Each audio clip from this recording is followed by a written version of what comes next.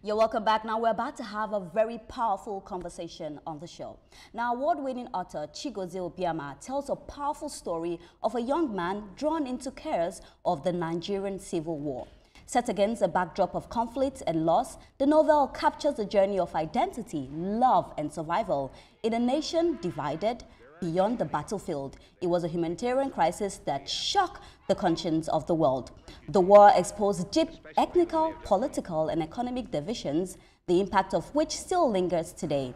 More than 50 years later, the conflict remains a powerful chapter in Nigerians' history. That continues to shape the national identity, memory, and calls for unity. Now, joining us in the studio today to talk about this amazing book, we have Chigozie right here. Chigozie Obioma, thank you so much for joining us. Thank you. It's a pleasure to be here. First of all, I want to start with the fact that you have written such a powerful book talking about, the Civil War. I want you to take me through some of the emotions, because writing such a book, you are reliving what had happened. Yes. What were the emotions like for you? Well, it was quite difficult, but I always knew I was going to write about the war. So I was about 9 years old when we grew up in Akure. So I was born in Ondo State. And for the first time in '93, we went back home to the East.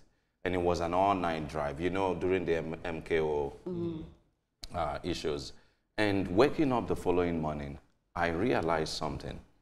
Many of the relatives who came to say hello to my family had some form of deformity. There was a man on wheelchair without limbs, and there was one lady with a fraction of her face eaten up.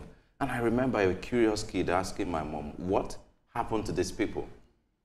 Because I'd never seen, so many deformed people in such a small space.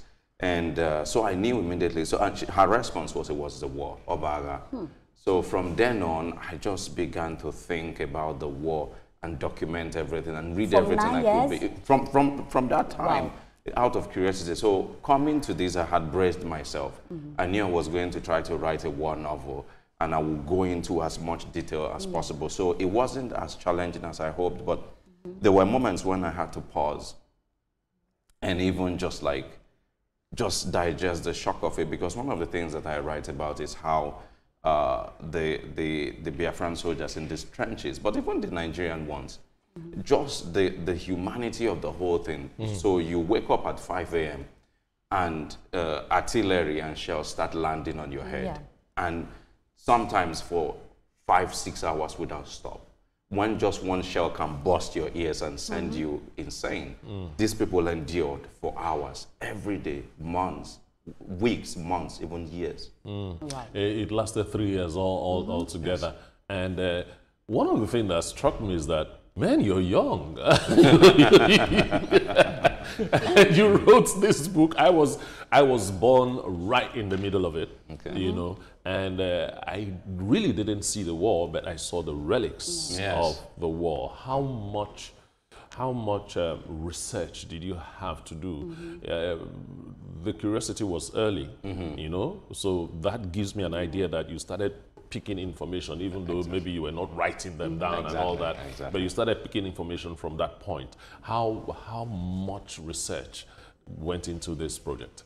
I want to believe that I've read everything that's ever been written about the war, including my name is Okorobai, the gentleman here. Yeah, so it was a deliberate act of just soaking yourself into everything. I feel like now I'm an authority on Biafra, but also I went as far as in interviewing people, even a real life active duty Boko Haram soldier, just to know what the psychology of a soldier is. And I wrote about that encounter for the Financial Times, where I interviewed this guy who was fighting Boko Haram in the northern part of Nigeria, and he was having PTSD, and I was just getting him to say these things, and at some point it inflamed his emotions, and he became almost violent, Yeah, so those were the kind of research I did. In fact, at some point, I went to the Red Cross in Switzerland just to go into the archives to see all the documentations that they had, the doctors that they sent into Biafra, and even some territories that were taken over by Nigerian forces early on in Port Harcourt and the rest of them. So they have photos and archives. So I looked into those things. Okay. Yeah, unlike all of you, you have actually read the book. And even wrote about it. You know, I also referred in that my piece to a quote by the American author Nguyen, who said, a war is fought twice. Yes. Yeah. One is fought on the battlefield, and the other one is in the memory. Which do you think is more potent? Is it the one on the battlefield or the one in the memory? Because the one in the memory is actually tough. Now you're talking about seeing somebody, people who were deformed around. And interestingly, the really deformed man that really haunts you from this novel didn't get deformed in the war. Yes. It got deformed outside the war, and that itself created the war. What does that tell us? About the deformity is not in the war, but it's in us. Yeah.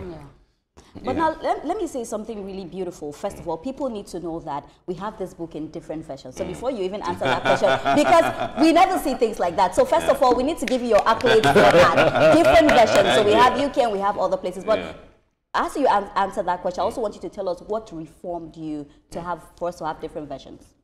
Okay, so first of all, to answer your question, it is true. In fact, I say at some point, one of the characters speaks to how the sort of trauma that is generated by an event such as a war lives in you and reshapes you. Kunle, so my character is a Yoruba guy. He's born in Akure, where I was born, but he's drafted into this thing that is not his own. So he fights for Biafra, you know, and it's based on a true story. You know, a neighbor of ours, he was a truck driver. He didn't believe that the war had begun. They told him he usually would take goods to Anisha. And they got caught up. Yeah, they told him, please, see, that place is now a new country. He said, no, I was just there yesterday. So he drove in, he was conscripted. So that's Kunle's story. So, but this your character, does he have an Igbo mother? Yes, he has an Igbo mother. So that's why they conscript him. So they tell him, well, you are here now, and your mom is Igbo, even though you're Yoruba. You are fighting for us. He had no choice. You had no choice. to fight for them. So in many ways, I believe that once a war begins, it never ends. It continues, even in memories. Like I would say that the Civil War in America still been fought. is what it informs the politics. That's why Trump is elected. That's why Obama was elected, because it continues in a subterranean form. So regarding the different versions, I've been lucky. This is my third novel. My first novel was published in 2015, and it's published in 35 countries. So I have publishers. I'm lucky. So you know, each time I have a book out, they sign up to publish it. So what you're seeing here. Yeah, but we want to know the reason. I want to know the reason why we have different versions. So this version is just for Nigerians? No, it's the same. These are the English language ones, but each publisher chooses their own design. So the American. So it's just the design? It's just the design. This is the British, and this is the Nigerian. So maybe the audience can tell which one they like best, but I actually like this one. I'm African, so I definitely like the African one. But understand, which do you prefer? Which design do you prefer? I prefer this one. And that is for because it's an American guy. It's a fake Nigerian. But you know, I like the concept of this lonely guy. You know, who cannot really find a path. You know, forward. And it's kind of stranded up there. And this brings me to also an aspect of the novel that really fascinated me. There was this scene in which people are caught in limbo between life and death, and they are all, and there's a conversation. I really found that the most fascinating for me in the novel. And I wanted to see more of that. You know, these people died, and then they are all there telling their stories. There's somebody from Vietnam. It got globalized the world. Somebody from Vietnam, somebody from other parts of the country, and they started talking about their lives before before they petered out, you know. So tell us about that, because there's also the spiritual part, which is actually the beginning of the whole story, the prophecy, the somebody who foresees all of these. So are you talking about the banality of war and also the universality of it? Yeah, so it was definitely the universality, but the concept of that idea, so this, in a nutshell, this novel is told by Igbala Oludamisi, who is a prophet. So he sees, this is 1948, Nigeria is not just even an independent country, but he sees into the future, and he looks through 67 to 70 and gives us the story. So, but the idea came from my mom, who said that, you know, when I told her I wanted to write about the war, she said, well, she's not schooled. She grew up in a village in Abia State, and she said to me, if you must tell the story of a war, it has to be told truthfully and fully. So what does it mean? The war produces more dead people than the living, or sometimes the living, so both. So, but usually only the living tell the story of the war. Yeah. So it's incomplete. So if you must tell it, have dead people as well. So my character dies, goes to the heavenlies, and then meets all these people who are dead. At the same time, Vietnam soldiers who are fighting. People in Israel Palestine war. So it globalizes the whole thing. The craziness of the creative mind cannot stop fascinating me. You know, from one advice from your mom, and look at what came out of it. Thank you. And earlier on, you said your lucky publishers seem to like you. Do you think it is luck or the way you write? Well, I cannot praise myself, but I've been doing this from when I was 9. Okay. Yeah, very young. So it is luck, honestly. I don't really believe in talent that much. I think it's hard work, is just giving yourself to this thing and believing that there's nothing else that you can do that will be better. Exactly. And I totally agree with him, because you can have all the talents. If you don't put hard work, if you don't have the grace of God, it wouldn't take you anywhere. So I definitely love that. But this is a powerful book that you have written. And you inspire me, because the fact that from 9 years old, where was I 9? I was sleeping. I was somewhere sleeping. You know, this is a powerful book. But I want you to tell me, we live in an era that a lot of young people don't like to read. So I want you to tell us, for someone to get up and take this book, what are some of the most important reasons for us to read? And this is to our young people, because most times we're on TikTok, we're on Instagram, we're on Twitter, and we forget that when you read this is the history. Yeah. So how would we encourage them to, you know, pick books and read, especially this kind of book? Well, curiosity really is what has brought me here. So my day job is that I'm a professor at the University of Georgia in the United States. And all of this began from reading. I wanted to be a footballer. That was what I wanted to do. So I grew up in the 90s when, you know, Diego Maradona was on. But then one day, I don't know what even happened. My dad was sad. He was working at the central bank. So I think they were about to fire some people. So he just was on character. He began to just tell us stories. And you know, he would say, read. He would start going about this whole thing. And I began to read. And it changed my life. I no longer wanted to play soccer. I no longer wanted to do anything. So that's where I'm here today. So the more I read, the more this landscape of the imagination opened. So you're missing out. I see our young people. You know, it used to be that back then when you go to a bank or public spaces, what is on is CNN, TVC, and the rest. TVC wasn't in existence, but then you get the gist. That kind of TV. Now is Premier League. So nobody wants to think. Everybody is doing this thing where, what do you gain from watching people play ball?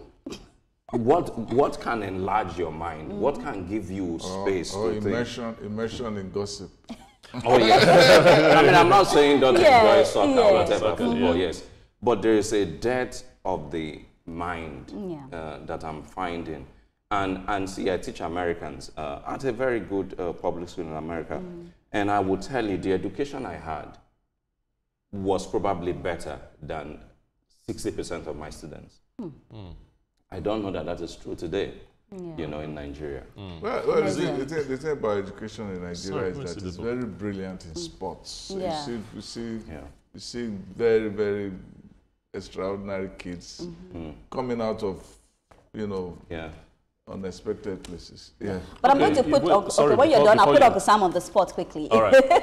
Okay. The stories about the Civil War, Yeah. I believe seriously that young people in Nigeria should know about that war, because it will inform a lot of decisions they'll take in life. And we know that they don't like reading. So are you thinking of an audio book out of this? Oh yeah, there's an audio. And this is available everywhere. I read this both in audio and in the hardcover. Oh, okay. Fantastic. I read this in both. Yeah. So it's an enriching experience. How do these young people get to it? And it's everywhere. It's at Roving Heights and all bookstores in Nigeria. But I will be doing 2 events in July next month. One at Oniru here. This is not Oniru. Yes, Roving Heights. And at in Abuja, and there will also be one in Port Harcourt. So if you follow me on social media, Instagram and Facebook, you will find those information there. Yeah. Okay. All right. Yeah. All right. But quickly, Uncle Sam, you're a fantastic author, one of the best. From an OG to him, how would you rate his work? I said I was going to put you on the spot. Yeah, putting me on the spot. Not really on the spot. I've written him before. He's one of the best. And, And he writes with great intensity. And if you have read his other works, if you've read The Fisherman, The Fisherman kept me awake all night reading it, you know, and you know, he wanted to know what happened. It's a story of Nigeria. It's a story of our broken fraternity as a people. And it is about 2 brothers, and I think people should go and read that book. That book is wonderful. The Fisherman. It was shortlisted for the Booker. I expected it to win. I was disappointed it didn't win. And also the orchestra of minorities, which is also, which is can you imagine a Chi writing a story, you know, that kind of thing. So he says very, very, very inventive. The guardian spirit. The guardian spirit. Yes. Custom is called the Chi. Yes. Okay. Amazing. When you mention Chi, it's beautiful to see an OG rate you like this. So, you know, I'm sure your head should not really swell, right? Thank you. But, you know, before we wrap up with you, I want to talk about a lot of young people that want to go into, you know, writing. Sometimes they feel discouraged, you know, they feel like, oh, if I write, people will not read. You know, what would you like to say to them? You know, can you still, is writing lucrative too as well? Because in anything, even though it's your passion, you will eat at the end of the day. So I just want you to go in depth with us for young people, because I'm sure we have a lot of young people watching. And look at this great guy. He's written amazing novels and all of that. We even see Uncle Sam giving him all the accolades. So what would you like to say to them? Yeah, so just again, as we said, read a lot, be determined, and pursue it. You will get rejections. It's part of it. For the longest time, all I wished for somebody to read my work. Now, yes, it's lucrative. I am not going to say that I'm a rich man, but I'm doing very well. Okay. You know, I make a lot of money from even just The Fisherman. You know, you just, every year there's like, I don't need to do anything. Wow. Yeah, so again, we have close to 2 million copies sold worldwide of that book. It's beloved, yes. So, you know, yes, you can. But again, there's resourcefulness, determination, and put in the work. Because it's difficult, yes. What about keeping an open mind when you have I don't know how this thing works. Do you write before you look for a title, or you think of a title before you write? You know? So the question now will be, is it necessary you keep an open mind and just allow your mind to run while you're putting a book together? So your reading is different. He did a reading last night, and I asked him exact same question. So the way my ideas come is through, you know, just serendipity. The Fisherman, for instance, just came one day over a phone call. My dad told me about how my 2 oldest brothers had become best friends. They used to fight alone when they were young. And that's where the idea came. I just had this vivid imagination of a family of 4 brothers who love each other and whose relationship is fractured. So the title, everything came immediately, within 2 hours. That whole night I wrote. By the time I finished, it was like 4 a.m. So I had the full first draft. So the process of expanding is what led to the novel. So it can come at, you know, so it's not, the process is dynamic. It depends on the work. Yeah, but how long does it take to put a novel? With you? Yeah. How long does it take to put a novel together?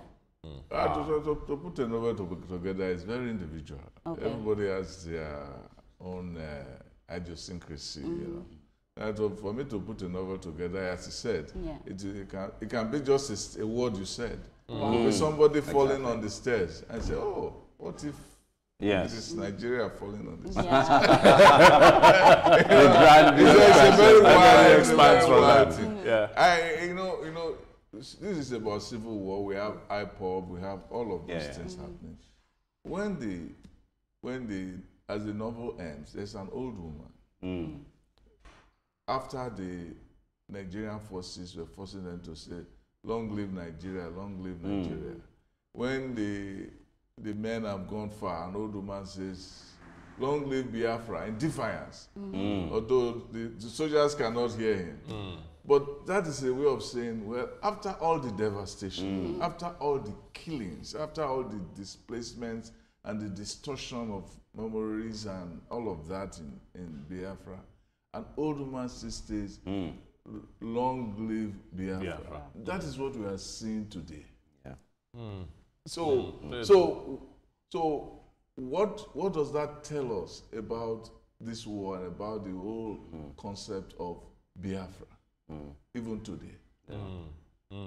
Yes, it's a topic that people that have positive feelings towards it are really, really passionate about it, and they wouldn't want to let it go, and so on. When you were writing this book, were you thinking of those emotions? Were you thinking of those people that are ready to give up everything to see that Biafra is a reality, or Nigeria is a reality? Were you thinking along those lines? So that's one of the reasons why. Because I'm Igbo, my family, I lost an uncle, and one was, damaged by the war. The other one, so it would be difficult for me to completely remove myself from it. But again, I see myself as a Yoruba guy, as an Igbo guy as well. So I'm a full Nigerian. So I wanted to to bring that into the novel. So, but people there's a guy in London who came to my event, and he was an IPOB guy. He thinks it's his book, but so people will use it for any means that they want. However, I think if there's any intention that is political, in writing this book, is that if for no reason you would actually, after reading this book, you will know what it means to fight a war. Because it's easy, like a young man with all this adrenaline in him. Oh, I'm just going to get a weapon. But if you actually understand that, these guys fought with bare hands. There are scenes in which the federal, forces will be coming with tanks, planes, artillery. And these guys, 70 people with 40 rifles, with like 5 bullets each. It's a massacre. So you're just waiting for the other guy to die for you to take his weapon. How can you even shoot a rifle at a tank? So by the time you understand what it actually means to fight this war, you will think again. Amazing. Thank you so much, Chigozie. I conclude my review of the book by saying that, written from the Biafran perspective, it reminds one of Eric Maria Remarque's All Quiet on the Western Front about the First World War. Obioma's style alternates between gore and empathy, daring into mangled flesh in a mangled land, as a tale Nigerians need to read to understand how war can make heroes on famished roads. Wow. Thank you. Beautiful, beautiful. That deserves a round of applause on this table. Thank you. A good way to wrap up. Thank you so much. And in Igbo, I'll say Jisike. Well done. All right.